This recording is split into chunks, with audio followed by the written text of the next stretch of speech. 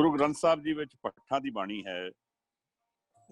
पट्ठां दी बाणी गुरु परंपरा दे विच जो गुरु साहब दे गुण महाराज दे इन्हां नूं दिखे पट्ठां नूं इन्हां ने बाणी दर्ज की और गुरु अर्जन साहब ने इन्हां नूं गुरु ग्रंथ साहब जी दर्ज किया है। यह पठ जिसने गुरु अर्जन साहब दे यह शब्द लिखिया है उहदा नाम है कल। वो गुरु महाराज दे गुण दसदा है। सिमरन सोई पुरख अविनाशी, सिमरन सोई पुरख अचल अविनाशी, जिस सिमरत दुर्मत मलनासी, सतगुर चरण कमल रिद तारन, गुरु अर्जन गुण सहज विचारन। पट्ठा दी बाणी विच प्रगट करते हैं कि गुरु महाराज दे ध्यान तरदे होए जदों हृदय विच मन ध्यानदे ने, गुरु अर्जन साहब दे विचार करते हैं, गुरु साहब दा ध्यान करते हैं तां मन जिहड़ा है मन शुद्ध हुंदा है। मन दी एक नेचर है कि मन जिसनों ध्याएगा उस वर्गा हो जाएगा। जिस तरह के विचार रखेगा उस तरह का मन बन जाएगा। प्रगट रूप जो सानू नोन माइंड कहते हैं जिसनों, तां सिख एक कंडीशनड माइंड है जिहड़ा गुरु नूं फिर दी किरपा लैकर, गुरु दी किरपा आसीस सदका खालसे वल टुरदा है, परम पदवी वल टुरदा है। तां पठ जिहड़े ने दसदे है कि गुरु रामदास कर कीओ प्रगासा। गुरु अर्जन साहब दी बचपन दी कथा है क्योंकि गोविंदवाल साहब जन्म होया, गोविंदवाल साहब गुरु अमरदास गुरु रामदास और गोविंदवाल साहब तो ही फिर गुरु रामदास नूं आदेश किया गुरु अमरदास ने कि दरबार साहब दी स्थान प्रगट करन। तो छोटी उम्र च ही गुरु अमरदास दे बचन होए सन के दोहे था बाणी का बोझ था। उन्हां दा दोता गुरु अर्जन साहब उन्हां दे दोते सन। गुरु महाराज ने बचन किया कि मेरा दोहता बाणी दा बोझ था। बाणी दा बोहित, बाणी दा जहाज। और वो गल फिर बिल्कुल प्रगट हुई, सत प्रगट हुई। अमृतसर विच 4-5 सरोवर ने, संतोखसर, विवेकसर, कौलसर, रामसर और अमृतसर।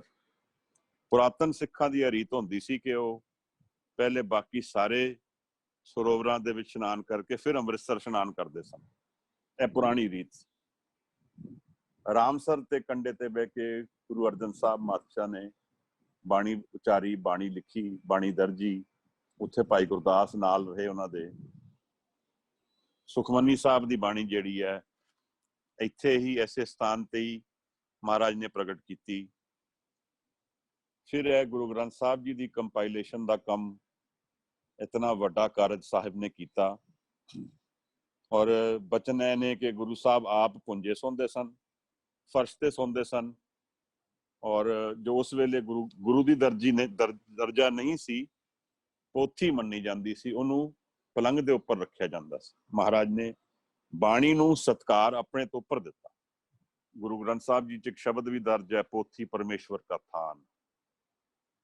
गुरु महाराज ने जदों शब्द का प्रगास दरबार साहब के अंदर किया ते कथा है कहती है कि महाराज आप नंगे पैरी नाल गए। बाबा बुढ़ा जी नूं पहले सेवादार, पहले ग्रंथी दा सम्मान दिता। शब्द दा प्रगास हरमंदर साहब विच कीता। मूर्ति अकाल दी है, जिहदा कोई शेप नहीं है, निराकार है। परचा शब्द दा है। महाराज ने गुरु नानक साहब दे शब्द गुरु दा जिहड़ा संकल्प सी वो प्रगट किया। आपनूं शायद ज्ञान है कि नहीं, दरबार साहब दी छत एक इनवर्टेड लोटस है। लोटस दा जिहड़ा फुल हुंदा है उल्टा लोटस, क्योंकि सूरज वाल उहदा वो सूरज वाल चलदा है। जिथे सूरज हुंदा है उत्थे लोटस दा फुल जिहड़ा है उहदे नाल नाल उस तरह अपना एंगल बदलदा जांदा है। तां यह नोटस इनवर्टेड है, यानी कि दरबार साहब दी जिहड़ी बाणी दे जिथे प्रगास है, यह लोटस दा मूँह उस पासे है। यह बिल्कुल आसा दी वार दी उस लाइन नूं टुकदा है, जैसो चंगा उगवे सूरज चढ़े हजार, एते चानण होंदे आ गुरबिन कोर अंधार। कि असल ज्ञान असल प्रकाश बाणी है सृष्टि विच। जिस तरह एक बार पहले विचारिया सी कि दुनिया विच रियलिटी डार्कनेस है, हनेरा। जिथे जिथे लाइट है, सूरज है या कोई सन है, कोई स्टार है, उत्थे लाइट है। Otherwise primarily there is darkness. So the reality of the physical world is primarily darkness, but the reality of the inner world is primarily light. मन तू जोत स्वरूप है, अपना मूल पछाण। ਤਾਂ ਗੁਰੂ ਮਹਾਰਾਜ ਨੇ ਸਾਨੂੰ ਇਹ ਆਦੇਸ਼ ਦਿੱਤਾ ਕਿ ਅਸਲ ਜੋਤ ਜੋ ਹੈ ਉਹ ਹੈ ਸ਼ਬਦ ਦੀ, ਤੇ ਇਨਵਰਟਡ ਲੋਟਸ ਜਿਹੜਾ ਹੈ ਇਹ ਸ਼ਬਦ ਵੱਲ ਇਹਦਾ ਐਂਗਲ ਹੈ। ਜਦੋਂ ਆਪ ਅਕਾਲ ਤਖਤ ਸਾਹਿਬ ਨੂੰ ਮੱਥਾ ਟੇਕਣ ਜਾਓ ਔਰ ਅਕਾਲ ਤਖਤ ਵਿੱਚ ਹੋ ਆਪ, ਤੇ ਆਪ ਨੂੰ ਦਰਬਾਰ ਸਾਹਿਬ ਦੇ ਦਰਸ਼ਨ ਹੁੰਦੇ ਆ। ਪਰ ਜਦੋਂ ਆਪ ਦਰਬਾਰ ਸਾਹਿਬ ਵਿੱਚ ਬੈਠੋਗੇ ਆਪ ਨੂੰ ਅਕਾਲ ਤਖਤ ਦੇ ਦਰਸ਼ਨ ਨਹੀਂ ਹੋਣਗੇ। ਜਦੋਂ ਆਪ ਮੱਥਾ ਟੇਕਣ ਦਰਬਾਰ ਸਾਹਿਬ ਨੂੰ ਆਓਗੇ ਆਪ ਦੀ ਪਿੱਠ ਅਕਾਲ ਤਖਤ ਨੂੰ ਨਹੀਂ ਹੋਏਗੀ। ਜਦੋਂ ਅਕਾਲ ਤਖਤ ਨੂੰ ਮੱਥਾ ਟੇਕੋਗੇ ਤਾਂ ਆਪ ਦੀ ਪਿੱਠ ਦਰਬਾਰ ਸਾਹਿਬ ਨੂੰ ਨਹੀਂ ਹੋਏਗੀ। ਇਹ ਸ਼ਬਦ ਦਾ ਸਿਧਾਂਤ ਜਿਹੜਾ ਮੀਰੀ ਪੀਰੀ ਦਾ ਗੁਰੂ ਮਹਾਰਾਜ ਨੇ ਕੰਸਟਰਕਸ਼ਨ ਵਿੱਚ ਬਿਲਡ ਕੀਤਾ ਹੋਇਆ ਹੈ ਕਿ ਜਦੋਂ ਆਪ ਸ਼ਬਦ ਦੇ ਧਿਆਨ 'ਚ ਰਹੋ, ਨਿਰੋਲ ਸ਼ਬਦ ਦੇ ਧਿਆਨ 'ਚ ਰਹੋ। ਜਦੋਂ ਦੁਨਿਆਵੀ ਰਾਜ ਪਾਠ ਦੀ ਗੱਲ ਕਰੋ ਉਦੋਂ ਸ਼ਬਦ ਦਾ ਧਿਆਨ ਕਰਕੇ ਸਾਰੀ ਜੀਵਨ ਨੂੰ ਜੀਓ। ਇਹ ਆਦੇਸ਼ ਜਿਹੜਾ ਹੈ ਦਰਬਾਰ ਸਾਹਿਬ ਦੀ ਕੰਸਟਰਕਸ਼ਨ ਵਿੱਚ ਬਿਲਡ ਕੀਤਾ ਹੈ। ਹੋਰ ਵੀ ਕਈ ਦਰਬਾਰ ਸਾਹਿਬ ਨੂੰ ਬਣਾਉਂਦੇ ਹੋਏ ਕਈ ਹੋਰ ਆਰਕੀਟੈਕਚਰਲ ਮੈਸੇजेस ਹੈਗੇ ਆ। ਚਾਰੋਂ ਦੀਵਾਰ, ਚਾਰੋਂ ਪਾਸੇ ਖੁੱਲੇ, ਖੱਤਰੀ ਬਾਮਣ ਸ਼ੂਦਰ ਵੈਸ਼ ਉਪਦੇਸ਼, ਚੌਂ ਵਰਨਾ ਕੋ ਸਾਂਝਾ। ਕੋਈ डिमार्केशन नहीं है, किसी की डिवीजन नहीं है, किसी को मनाही नहीं है, कोई डायरेक्शन नहीं है गुरु दी। गुरु कोई एक डायरेक्शन विच नहीं है, रव रहा सर्वत्र में, वो हर डायरेक्शन विच अवेलेबल है। और सिक्खी उसनू मिलती है जिहड़ा नीवा होके चलता है। पूजा का स्थान पावर सेंटर गिणिया जाता सी, उसनू हमेशा दुनिया विच उपर रखिया जाता सी। उस वेले यह स्थान महाराज ने जदों प्रगट किया तो इनू धरती तो नीवा रखिया। यह सानू संदेश है, नीचा अंदर नीच जात, नीची हूं अत नीच। गुरु नानक साहब का उपदेश आदेश सानू सारियां नालों नीवा, उस होरां नीचा नालों भी नीवा मैं आप। तो किरपा दी डायरेक्शन है वो पानी वर्गी है। जिथे पानी नीवा होंदा उत्थे पानी चला जाता, जिथे जो नीवा होंदा उसनू किरपा हो जाती। सो बाइबल विच भी एक गल है कि one who is last will be standing first and one who is first will be standing last। दरगाह विच उल्टा है काम, कहते जो नीवा है उसनू ज्यादा किरपा हुंदी है। वही दुनिया की रियलिटी है, क्योंकि नजर उहदे कोल रहेगी जिहड़ा मन करके नीवा होएगा, निमाणा होएगा, चुकेगा। इसे करके सानू उपदेश नहीं है कि गुरुद्वारे विच जाके चौधर करनी, गुरुद्वारे विच जाके माया दी दे असर विच रहना या पोलिटिकल पावर दी फेम विच रहना। गुरु घर दा सिद्धांत नहीं है। गुरुद्वारे लाए भावनी, एक ना 10वां द्वार दिखाया।